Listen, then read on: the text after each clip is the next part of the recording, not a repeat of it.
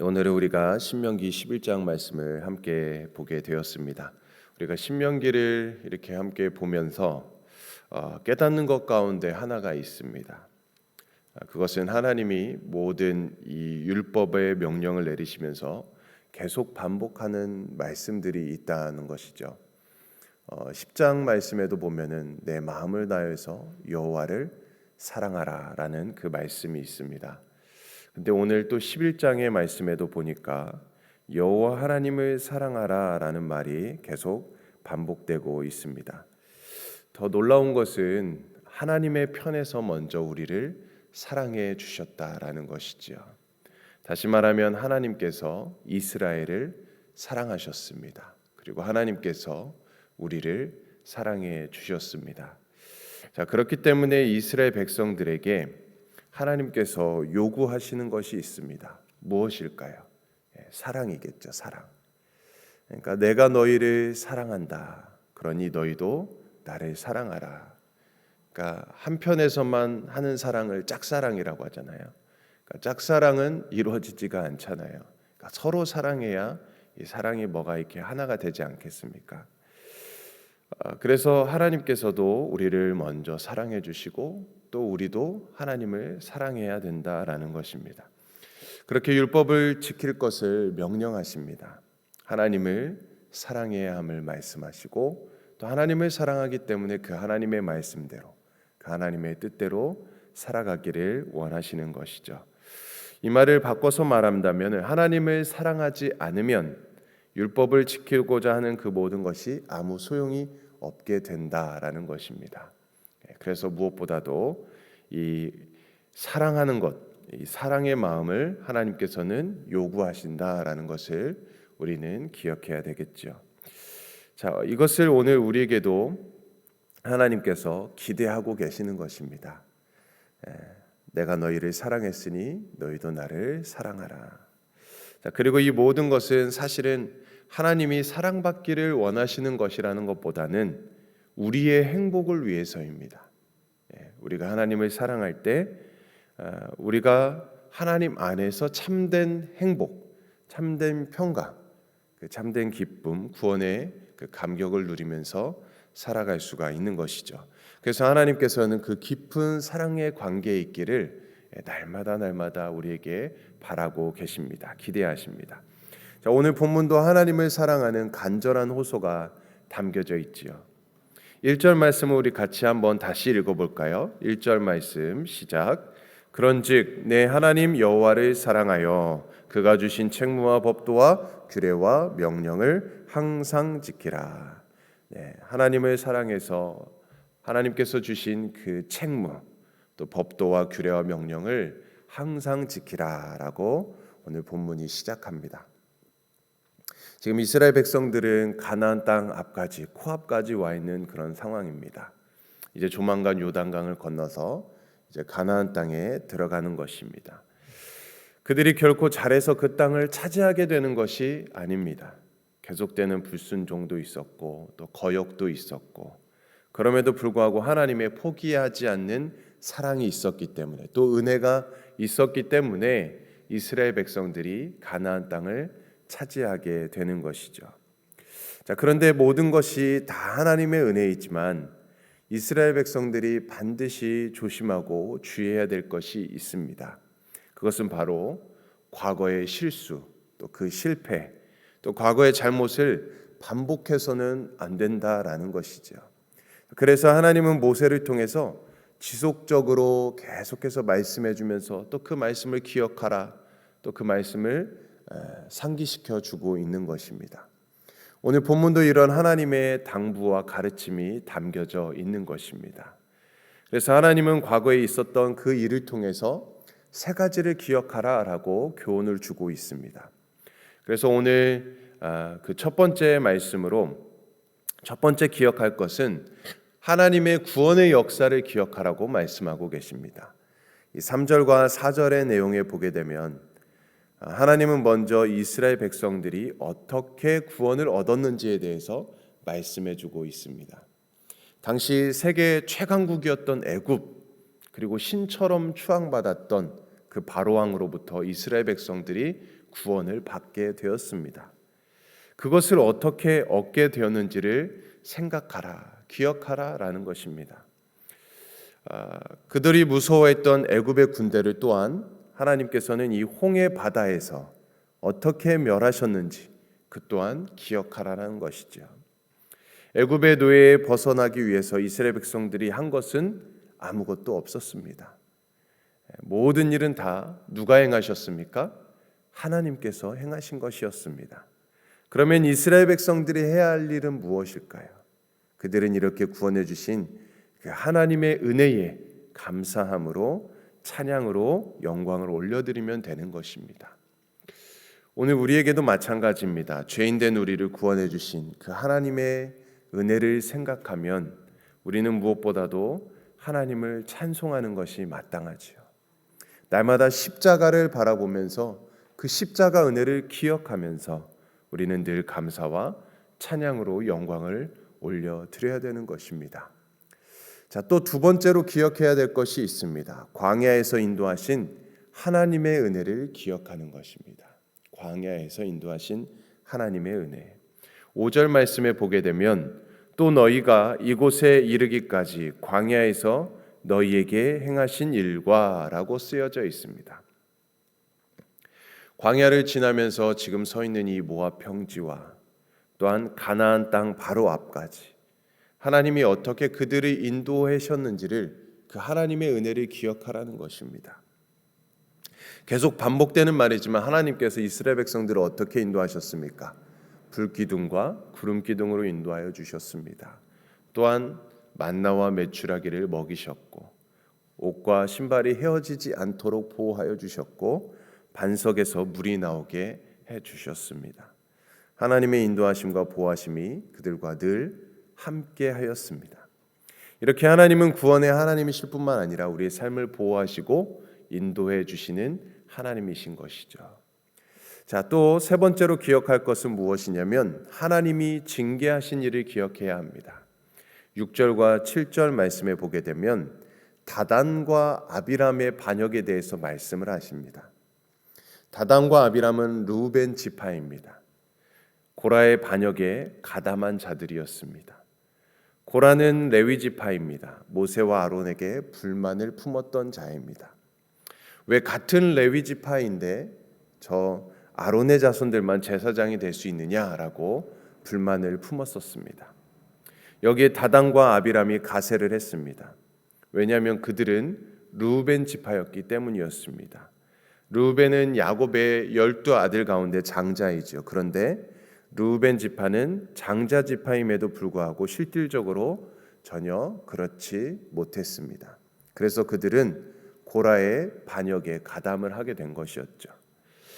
자, 그러나 이 일은 야곱이 12아들들에게 한 예언을 통해서 결정된 일이었습니다. 르우벤이 장자의 지위를 잃은 것이 하나님의 뜻으로 된 것이었죠. 자, 그런데도 다담과 아비람은 고라의 반역에 가담을 했던 것이었습니다. 자, 하나님께서 갑자기 이 일을 언급하신 이유가 무엇일까?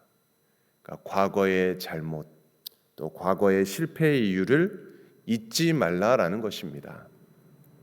왜 이스라엘 백성들이 실패했는지, 왜 그들이 범죄했는지를 잊지 말라는 것입니다.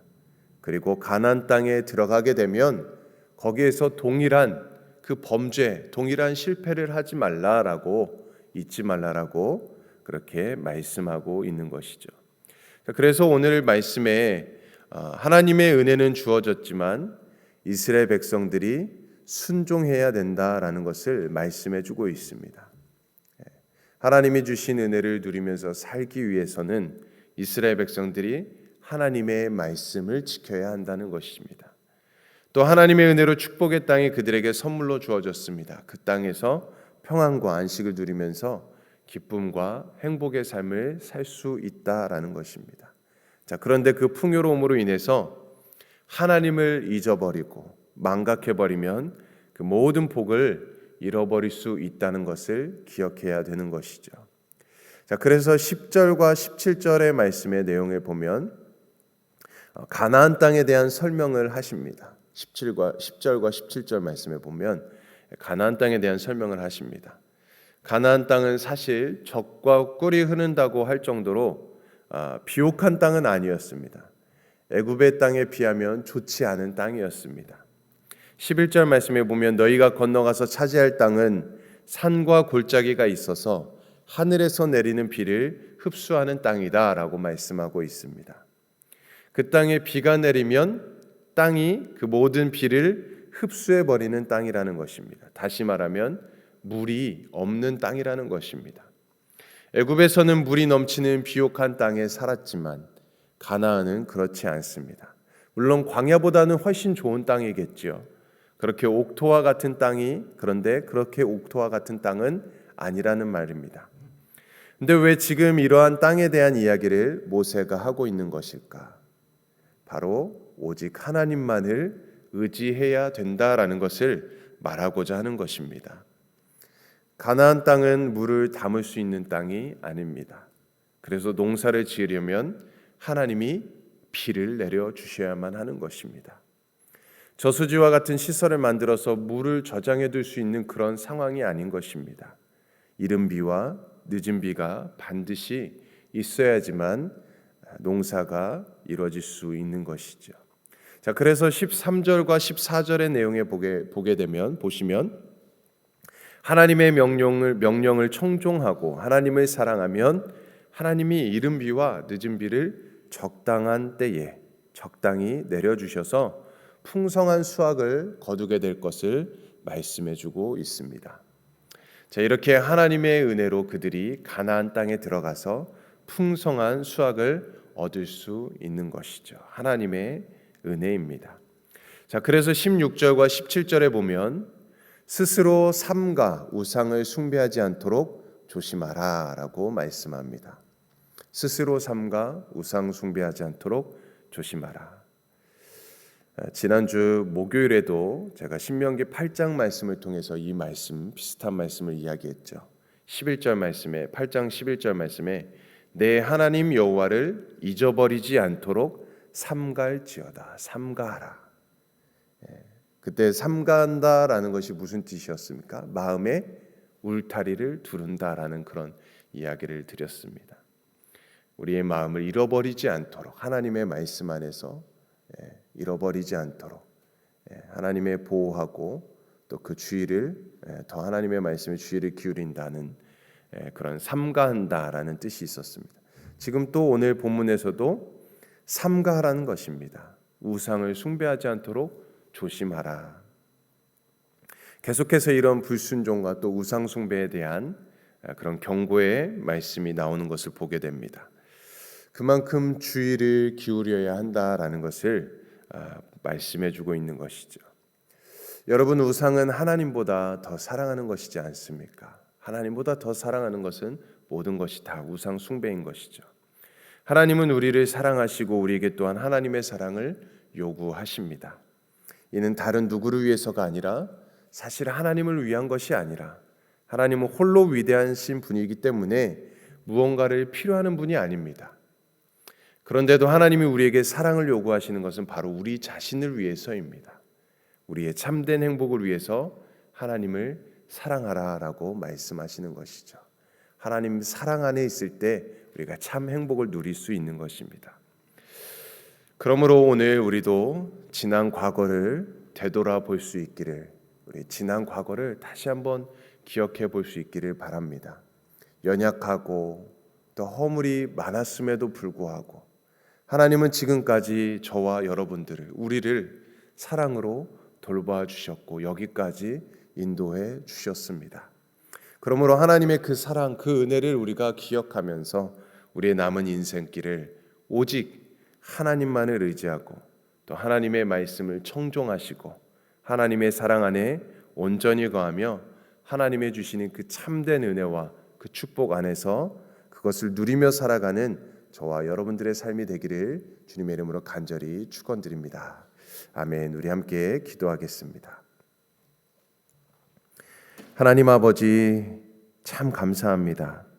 하나님의 강하신 손과 펴신 팔로 우리를 인도하여 주셔서 오늘에까지 이르게 되었고 이곳에까지 이르게 되었음을 바라봅니다. 아버지께서 여러 차례 거듭해서 말씀하시는 그 이유를 기억하며 하나님의 말씀을 우리의 마음 깊이 되새기게 하여 주시옵소서. 하나님께서 우리를 사랑하여 주셔서 베풀어 주신 그 모든 은혜를 기억하며 마음을 다하고 뜻을 다하며 하나님을 사랑함으로 하나님을 목적 삼고 하나님으로 배부를 수 있는 우리 모두가 되게 하여 주시옵소서. 오늘 하루도 허락된 자리에서 하나님의 말씀에 순종함을 통하여 이 세상과 이 시대에 복이 될 수 있는 축복의 통로가 될 수 있는 그런 은혜를 누리며 살아가게 하여 주시옵소서. 이제 어느덧 25년도 전반기를 지나고 있습니다. 모든 것은 다 하나님의 은혜임을 다시 한번 기억하고 또 이제 돌아오는 주일은 또 설립 49주년 기념 주일을 우리가 기억하면서 우리 교회를 또 우리를 인도하여 주신 하나님의 은혜를 잊지 않으며 살아가는 우리의 삶이 되게 하여 주시옵소서. 모든 것을 감사드리며 오늘 하루도 주님과 동행함으로 승리케 하여 주시옵소서. 모든 말씀 예수님의 이름으로 간절히 기도드리옵나이다. 아멘. 오늘 우리 멕시코 라준영 방주의 선교사님, 아르헨티나 김우진 박경희 강기한 이옥 선교사님을 위해서 기도해 주시고 또 25년도 전반기를 인도해 주신 하나님께 감사하며 또 남은 후반기도 또 주님께서 은혜로 함께 해주시도록 기도해 주시고 또 연약함 중에 아픔 중에 있는 분들 강건함으로 붙들어 주시도록 기도해 주시기 원합니다. 또 우리 VBS 여름 성경학교가 이제 얼마 남지 않았습니다. 6월 말에 있는 모든 그 여름 성경학교의 행사를 위해서 기도해 주시고 또 7월에 있을 단기 선교와 또 썸머 스쿨을 위해서도 또 모든 그 시간 또 그 모든 사역을 통하여서 온전히 하나님 영광 나타나는 시간들 될 수 있도록 기도해 주시고 끝으로 우리 개인과 가정 또 우리 교회 기도 제목을 가지고 시간 주님의 이름 한번 외치며 간절히 기도하겠습니다. 주여